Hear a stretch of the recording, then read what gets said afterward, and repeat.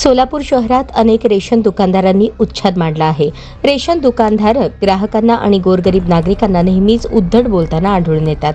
परिमंडळ अधिकाऱ्यांनी प्राप्त तक्रारीनुसार तपासणी करत नित्यानंद शिक्षण प्रसारक मंडळाच्या नावाने असणाऱ्या दुकानावर कारवाई करण्यात आली आहे। वीरभद्र महिला मंडळाच्या संस्थापिका अध्यक्ष संगीता बिराजदार यांनी याबाबत लेखी तक्रार देत पाठपुरावा केला होता। परिमंडळ कार्यालय क विभागाच्या अधिकाऱ्यांनी धान्य दुकान क्रमांक 12 या दुकानाची तपासणी केली असता अनेक त्रुटी आढळून आल्या। धडाकेबाज कारवाईसाठी ओळख असलेले अन्नधान्य वितरण अधिकारी ओंकार पडोळे यांनी कारवाई केली आहे। एफडीओ ओंकार पडोळे यांनी दिलेल्या माहितीनुसार परिमंडळ कार्यालय क विभाग हद्दीतील रास्तभाव दुकान क्रमांक क12 या रेशन दुकानाच्या तपासणीत भ्रष्टाचार आढळून आल्याने या रेशन धान्य दुकानावर कारवाई करत 88,175 रुपयांचा दंड ठोठावला आणि संबंधित रेशन दुकान 6 महिन्यांकरता निलंबित केले।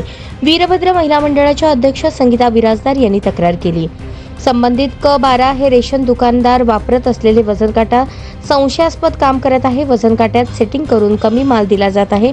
वजन काट्यापेक्षा जास्त वजनाचा माल विकल्याचे दाखवून गोरगरीब रेशन कार्ड धारकांची आणि प्रशासनाची फार मोठ्या प्रमाणात फसवणूक केली जात होती। रेशन कार्ड धारकांची फसवणूक केलेले धान्य काळ्या बाजारात विकून मोठ्या प्रमाणात संपत्ती जमा केली जात होती।